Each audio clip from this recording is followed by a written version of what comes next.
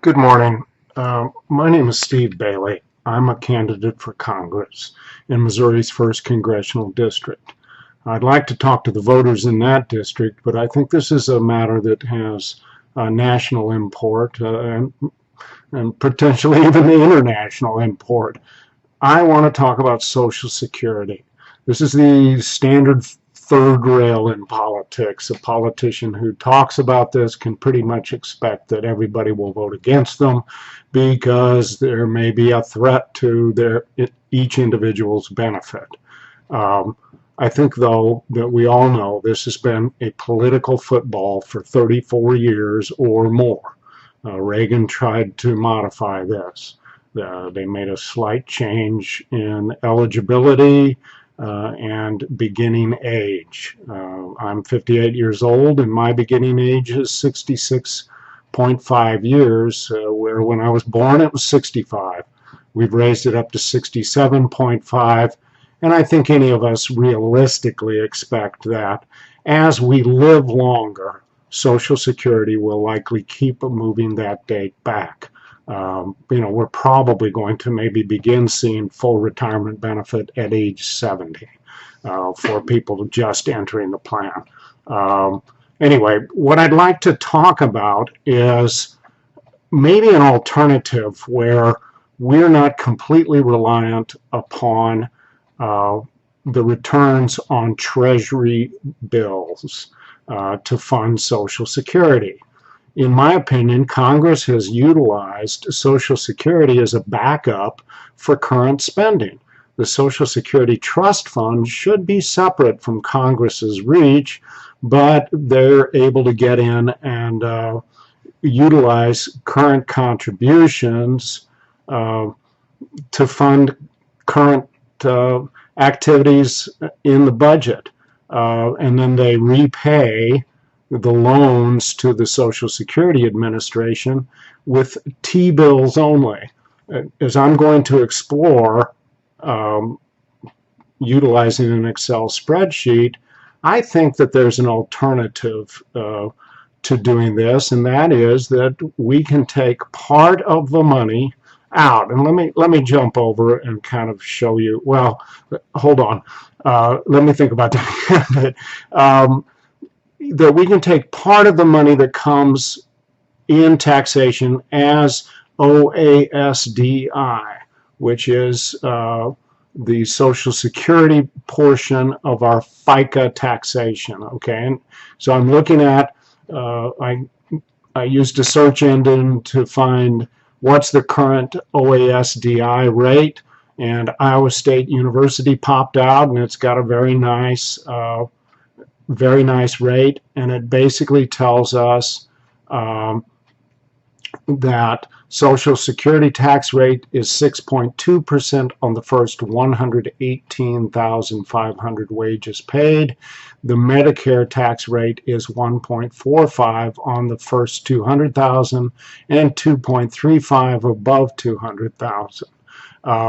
What we find on Medicare is that and Social Security is that the employer pays the same rate on behalf of you.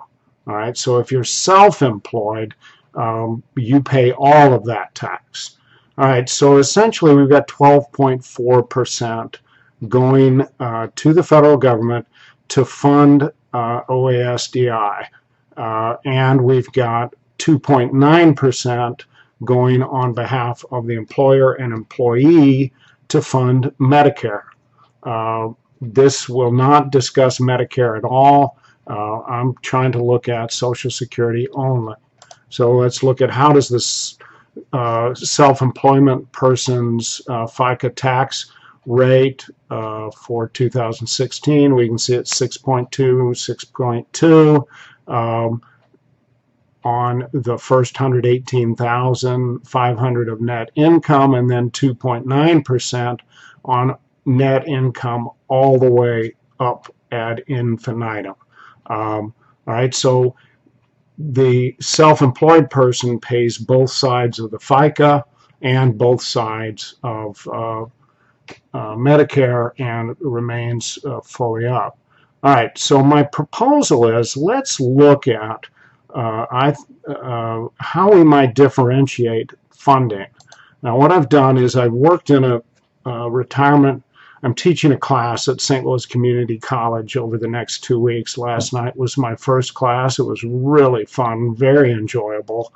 I misgauged my audience a little bit. I thought that I might attract younger people interested in saving for retirement, but I attracted a crowd that was mostly over 40 and probably 95% at or near retirement age, say within 10 years of retiring, which I probably should have expected. But anyway, one of the things I look at as we're trying to teach them about how you might retire is I look at what are the various available funds, and then I've taken long-term average yields in mutual funds of this nature or in that broad market of that kind of investment.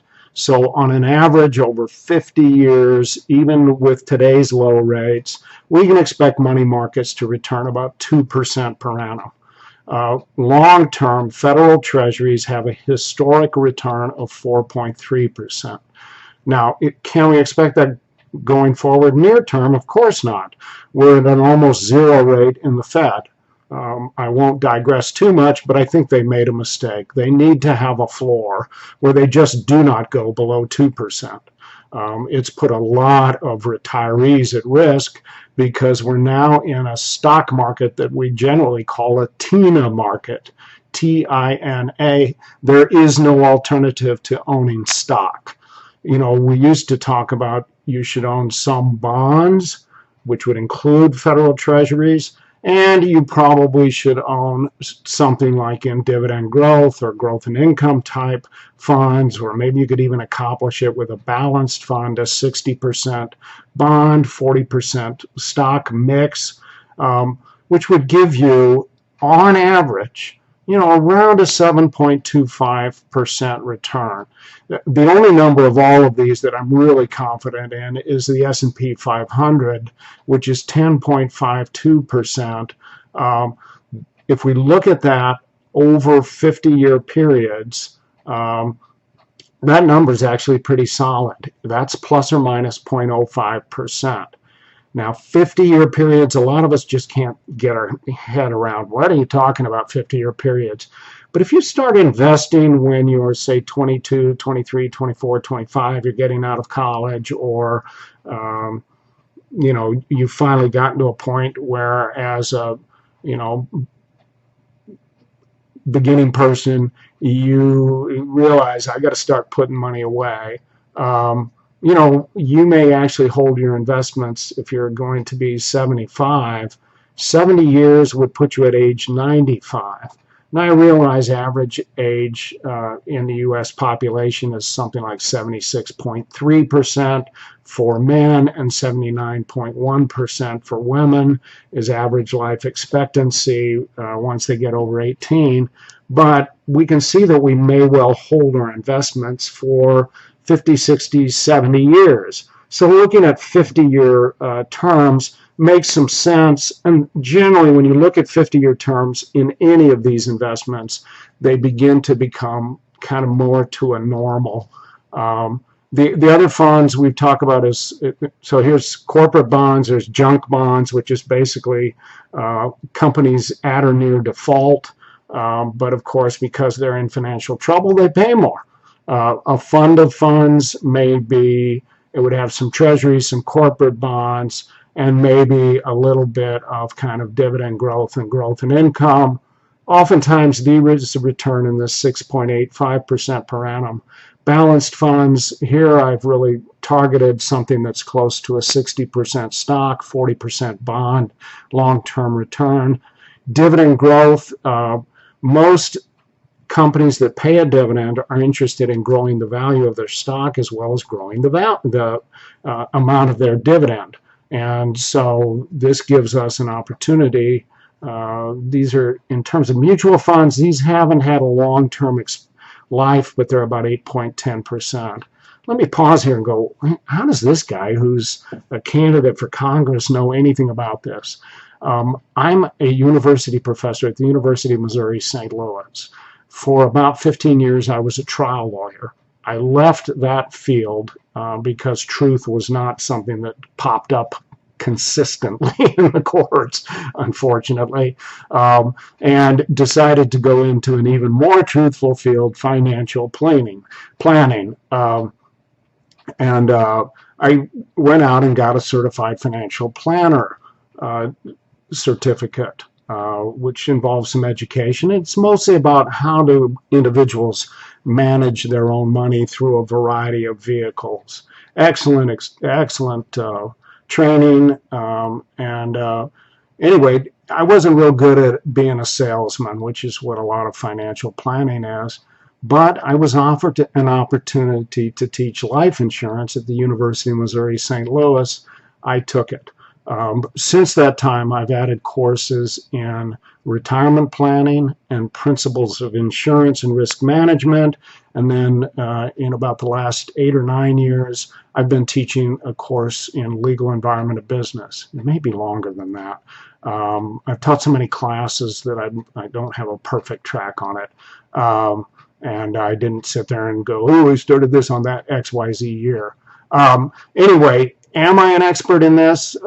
Maybe not, but I'm probably more expert than the average Joe. I've made this my life, if you will, besides which my wife is brilliant and has done all of this research on these things. So these numbers are not perfect, but they're pretty good approximations. Anyway, we've got growth in income, which is where companies try to keep growing their stock value, and partially by growing their dividend. As they increase dividend, oftentimes their price will rise up. As a result of the TINA market we're in now, there is no alternative market. We've now got 20 PE in the S&P 500. That's kind of frightening. That signals some kind of correction coming fairly shortly. Should the Fed raise rates? The simple answer is absolutely.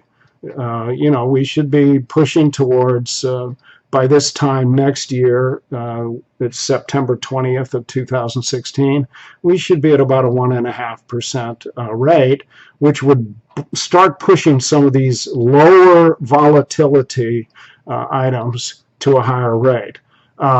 Anyway, you can look at some of this other stuff. I just wanted to give you a little background in what we're talking about. So going back, we've got 12.4% taxation. This is once you make income, you're taxed at this level. That money goes off to the federal government. I'm not real keen on how the federal government manages my money. A lot of what they do seems real focused on making sure the interest group that party has identified gets a really fabulous deal for the money they've put in. So what I'd like to propose, and this is in contravention to my opponent. My opponent is Lacey Clay. The people who maybe see this video outside of Missouri's 1st Congressional District may or may not know Mr. Clay. Politically corrected people do, or connected people do. His father, William Clay, a great man, held a congressional seat for 32 years. That's 16 terms. I've got some issues with that constitutionally, and a lot of people ask me, hey, shouldn't we have term limits? I tell them we do have term limits. Every 2 years they stand for office, and we the people, and those are the words in the Constitution. It is not we the king giving away these powers. It's we the people granting these powers to the government. We got the right to run them out. And if we don't vote people out about every 8 years, there's no one to blame. No one to blame. Okay? 8 years in Congress is a long time.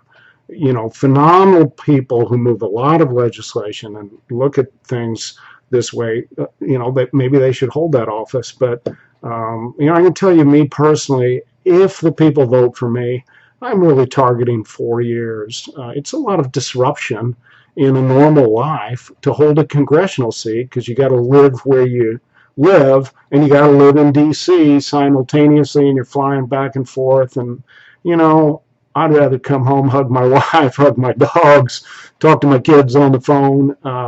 But I'm willing to, as a citizen soldier, as all of us are, to make some sacrifices if the people think I'm worthy of their trust. I think I probably should be dressed up a little bit, but I'm wearing my United States Naval Academy t-shirt. And I think that's important because each of us in the United States is potentially a soldier for our nation. We owe our freedoms to soldiers. We owe our freedoms to those soldiers who spent 2 brutal winters in Pennsylvania, one of which was at Valley Forge, and kept the British at bay. We essentially won that war by simply continuing an army in the field for 5 years or more and eventually capturing Cornwallis. And the British are like, well, we can't replace another army. You know, we lost Burgoyne's army, now we've lost Cornwallis's, let's treat for peace. Anyway, let's jump to the topic. Sorry, that's kind of trying to introduce everything. But if we were to break our OASDI down, all right, and I'm looking only at the OASDI part, which is 12.4%. All right, so our total tax, oops,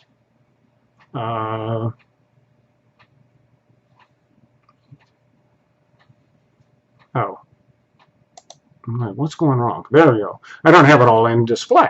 That's what it is. The tax rate on OASDI is 12.4%. The top amount that we're going to get taxed on is $118,500.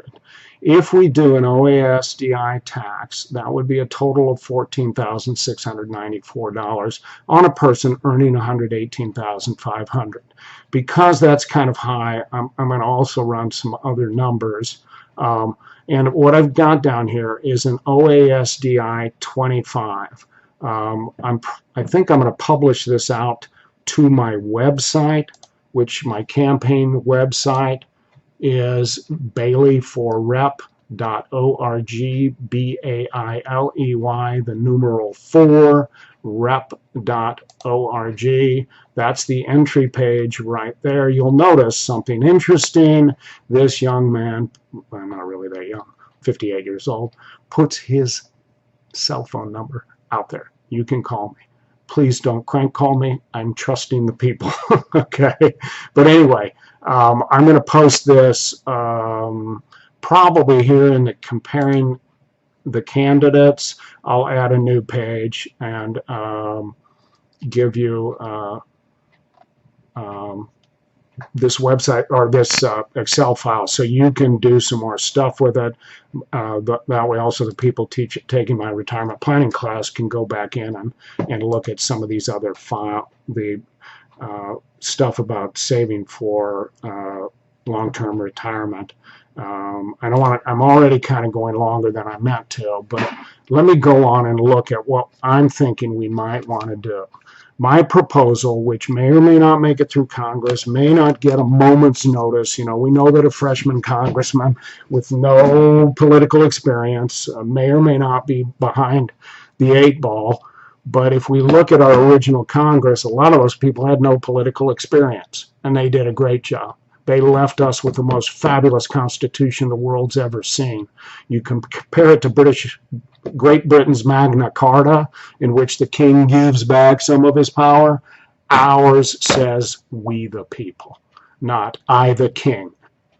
Blah, blah, blah, blah, blah. We the people. So, you know, we need to send kind of ordinary Joes, if you will, but well-prepared ordinary Joes. I've got a law degree, a CFP.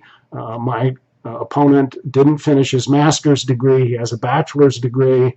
You know, I've got somewhere in the neighborhood of 240 hours of college education. That's like 120 undergrad and 90, it's actually a little more now, 93 hours I think is what I got for law school, and then 40 or 50 hours in becoming an educator. I got a post-degree certificate trying to become a secondary math educator. So we're seeing whether I'm any good at that or not. But if we were to take, let's say that 8% of all the money goes into a general pool, because one of the reasons we have OASDI, which is old age, survivor, and disability income. That's what OASDI stands for.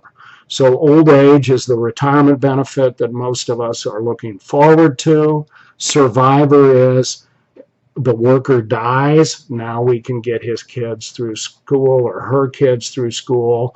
You know, the benefit ends at or about age 19. Then disability income. And disability income is a big part. I think this was passed in the Eisenhower administration. If not, it's around Harry Truman's time. It was working its way through Congress and eventually made it there. And disability income is a big deal because if somebody can't work, you know, we're not giving them the farm. We're giving them enough to maybe keep the wolf from the door. They're not going to be living high on the hog. It's a pretty low benefit. But the last thing I want to do is take this benefit away from anybody who needs it. If you visit my various websites, Facebook and all that kind of stuff, let me pop back to my website. I've got a YouTube. I've recorded a bunch of videos there. I've got a Twitter account where, you know, Twitter, at least for me, is 140 words of attack dog. I shouldn't go there. There's also got Facebook, and I've got a LinkedIn account. You can click on these. I think going forward, I'm going to do a lot more. You know, I think it's worthwhile, too, to compare my website to my opponent's. My opponent has a whole bunch of pretty pictures of him hugging people, and I didn't see anything substantive on any issue. But one of the issues he does talk about substantively is that he has saved Social Security from the predations of the Republicans who wanted to pull it out of investing in treasuries. Well, what we've got, when we invest currently in treasuries, we're getting about a 1.1% internal rate of return. That is, our money compounds. In about 72 years, we will double what we put in. Okay, if we put that money in, because there's something called the rule of 72. You divide your interest rate into 72, and that tells you the number of years to double.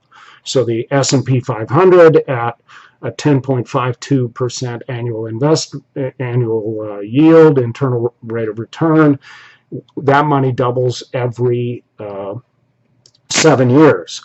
If I put $10,000 away for 50 years, it will double about 7 times. 2 to the 7th is 1.28, and since I'm moving that times 10,000, $10,000 put away today to sit in the S&P 500 for 50 years should be $1.28 million. The key in retirement is if I can withdraw at about a 4% rate and keep my investments going in this kind of range I'm going to propose over here, the 6 to 8%, fairly steady annual return. And that's why the S&P 500 is in there, because, you know, generally the S&P 500 has a positive return every year. Yeah, it has 50% corrections. It has 40% corrections. It has a lot more 20% corrections, but it also rebounds rapidly. If we look at small caps like the tech stock bubble of 2000, we went from a $5,400 NASDAQ to about an 1,100 NASDAQ. It did not return to 5,400 until last year. So it took it a mere 15 years to recover. Whereas large company, big company stocks tend to recover within 6 to 8 months. 18 months is a pretty long recovery. Now I can digress on the long bouncing during the Depression and the World War II, and it didn't really recover full value until 1953. But then it took off like gangbusters, under the Eisenhower administration. Folks, I'm running as a Republican. The inner city Democrats are not helping the inner cities, and we need to make a change there. So the change I'm thinking about is that we would say that 8% goes to the government. Okay, they get to put it into this treasury deal. If we get a return to historic rates on treasuries, the money we put in should come to 1.127, 1.128, give or take, $1 million. All right, so what we put in 402, I'm pointing with my finger here, we put in 402, 900 over 42 and a half years. What I'm presuming is this is what a 25-year-old would put away. And they're going to retire with a normal retirement age now of 67 and a half. I would have to say that my real prediction is that they're probably going to get full retirement at 70 under Social Security. I don't know that, this is a third rail because congressmen like to keep coming back to Congress. Ordinary citizens want to return to their natural lives. George Washington was told, George, you ought to be president for a third term. And he said, you know what? Martha and I want to go back to the farm. And so he and Martha went back to the farm. So we take that 400 grand, and at 4.3%, again, remembering the rule of 72, that money is going to maybe double about twice or a little bit more. Let me see, I've got a calculator. It is 72 divided by 4.3 equals, I get 16.77. That can't be right. Yeah, that's right. It'll double every 16.8 years.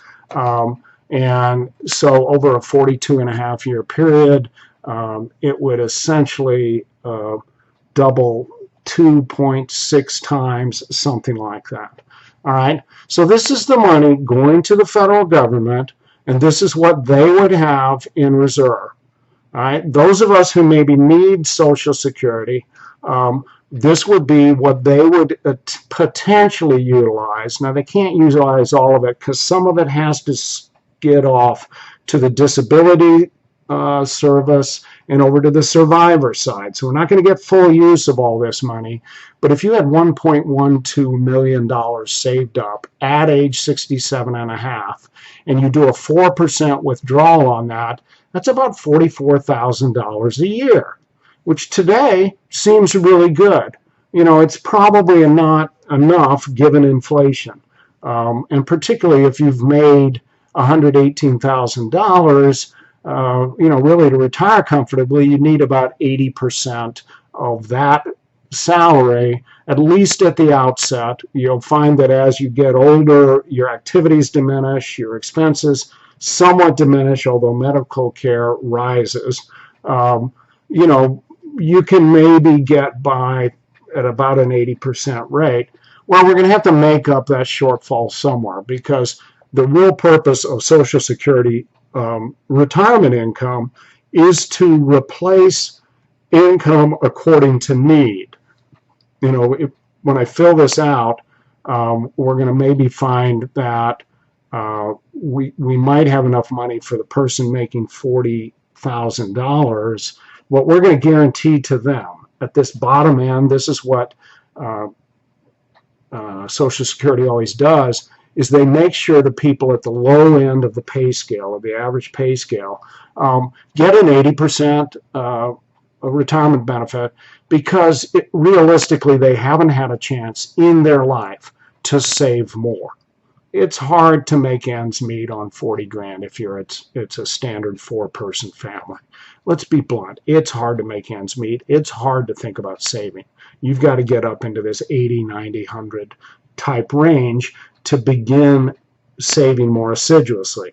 And certainly at 60 thou a year, we're probably able to, but the federal government's in our pocket for 15% or more beginning around 60, 70, 80. It jumps up to 20. We've got all these rates, et cetera, et cetera, et cetera. Anyway, so what I'm thinking let's look at what could we do if we took 4.4% and permitted each taxpayer to have their own account which they could invest in, or in which they could invest. Better to use proper grammar. What would happen if we took that money and put it into a 6% yielding account? We could have $947,096.46. Now, of course, it's not going to be perfectly this, because to get 6%, you've got to take some market risk. And right now, the federal government actually has services that they have funds that they put their employees in that can get us 6%, 8% risk. What would all this money going into the market mean? Well, it might mean that we would actually lessen the number of rich people who own all the stock, because we're going to put more and more middle-class individuals in. We're going to have those middle-class individuals investing in the productivity of fellow Americans. This is a vastly better system than socialism, where we expect that everybody works hard and then we're going to take the money and then redistribute it. Really, socialism is a politically correct word for the ancient art of feudalism, Feudalism, where all of us work for some wealthy lord. We get King John, and he distributes the money out to the people that help King John. Socialism is a terrible failure. Capitalism is a marvelous work, even though it's unfair.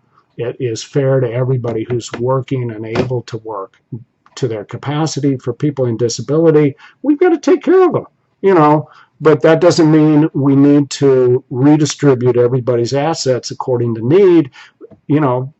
In capitalism, you get to go get it, and you can build family security on your own. I think that's a pretty good system. Now, if we were to put that money away in an 8% return, notice how much more money we get. 42 and a half years. So I've done the same thing at OASDI 35.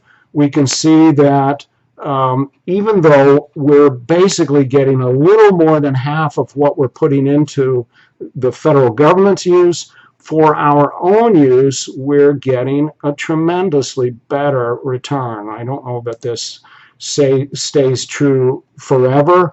No, it doesn't. As we begin to squeeze the margin, let me make sure I've got my years right. As